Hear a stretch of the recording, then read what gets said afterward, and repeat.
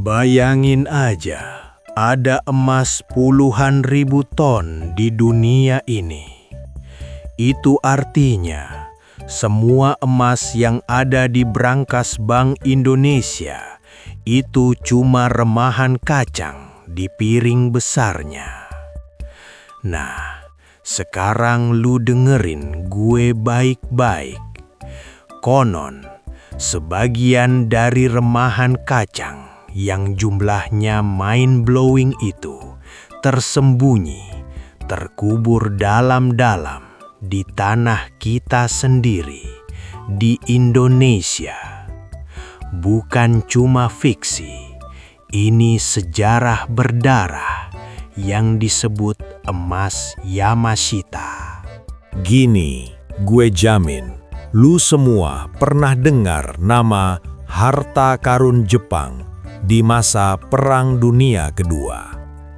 Tapi, ini bukan soal pedang samurai atau meriam usang. Ini soal tumpukan batangan emas, permata, dan benda berharga yang dicuri secara sistematis dari 12 negara Asia, mulai dari Korea, Tiongkok, sampai Filipina, dan tentu saja Indonesia. Inilah yang dikenal sebagai emas Yamashika, dinamai dari otak di baliknya, Jenderal Tomoyuki Yamashita, yang dijuluki Macan Malaya. Kalau dihitung-hitung, total nilai emas ini kabarnya bisa mencapai ratusan triliun rupiah dinilai hari ini. Bayangin, kita ngomongin triliunan uang yang bisa menghidupkan kembali puluhan generasi, tapi terkunci di bawah tanah, di balik kode rahasia, dan dijaga oleh amit-amit arwah para insinyur yang menguburnya. Siapa yang gak penasaran? Gue mau ajak lo bedah, kenapa harta sebanyak itu harus dikubur di Asia Tenggara. Kita mundur sedikit ke tahun 1930-an dan 1940-an. Jepang di bawah Kaisar Hirohito itu bukan cuma mau menjajah, tapi mau menguras habis kekayaan Asia untuk membiayai ambisi perang mereka yang gila. Operasi ini punya nama sandi yang cantik tapi mengerikan, Kin no Yuri atau Golden Lily. Golden Lily ini bukan cuma Jenderal Yamashita seorang. Ini melibatkan keluarga kekaisaran Jepang secara langsung. Bayangin, ini kayak lu punya perusahaan multinasional yang tugasnya cuma satu, mencuri. Setiap kota yang mereka taklukkan, setiap kuil, museum, bank, sampai rumah-rumah orang kaya, semuanya digerogoti. Kenapa mereka bisa dapat sebanyak itu? Jawabannya ada pada metode brutal mereka. Mereka menggunakan unit 731 yang terkenal kejam. Unit penelitian biologi yang juga kabarnya terlibat dalam memindahkan harta ini. Emasnya dicairkan, dicetak ulang menjadi batangan seragam, dan ditumpuk. Bukan cuma emas, ada berlian, perhiasan, sampai artefak-artefak budaya kuno. Ini bukan harta karun bajak laut yang cuma segentong kecil. Ini adalah brankas raksasa yang diangkut oleh kapal-kapal perang. Nah, dari sini kita masuk ke momen krusial. Kekalahan Jepang mulai terlihat. Kapal-kapal Jepang yang mencoba mengangkut harta ini kembali ke Tokyo mulai tenggelam dihantam torpedo sekutu. Mereka panik. Mereka gak bisa bawa pulang semua. Apa solusinya? Mereka harus menyembunyikannya di tempat yang paling aman, paling tersembunyi, dan paling sulit dijangkau. Dan itulah kenapa Filipina dan juga pulau-pulau besar di Indonesia, yang notabene adalah jalur suplai dan benteng pertahanan terakhir Jepang, jadi lokasi utama. Coba lu bayangin, lu punya emas seberat 6.000 ton. Lu gak bisa cuma ngelemparnya ke dalam sumur tua. Lu butuh infrastruktur persembunyian. Dan disinilah peran para insinyur, budak Romusha, dan tentara Jepang sendiri bermain. Mereka membangun kompleks terowongan yang luar biasa rumit.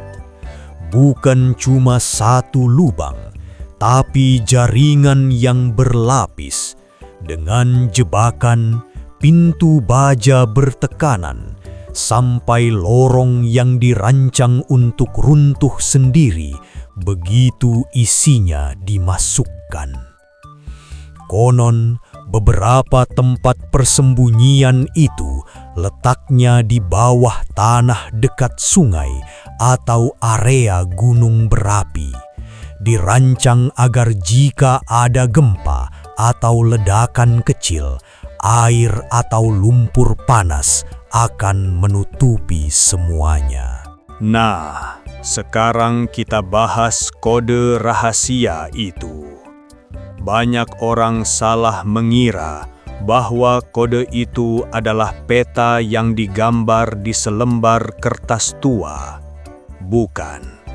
Kunci sebenarnya adalah sistem petunjuk yang lebih mirip teka-teki geologi dan arsitektural. Bayangkan lu lagi di warung kopi.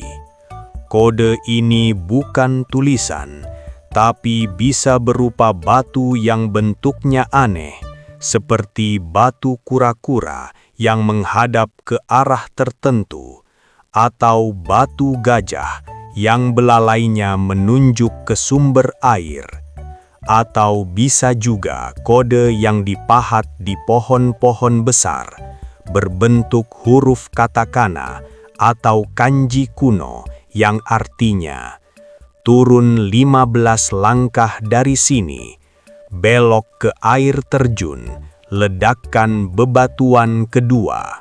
Ini bagian yang paling bikin merinding dan sering dihilangkan dari cerita umum. Ini adalah plot twist yang paling kelam di balik emas Yamashita. Lu tahu kan, harta karun yang paling berharga itu gak butuh kunci baja. Dia butuh rahasia yang gak bisa dibocorkan. Setelah para Romusha dan insinyur Jepang selesai menimbun dan menempatkan emas di posisi yang diinginkan, Jenderal Yamashita dan timnya menghadapi masalah terakhir.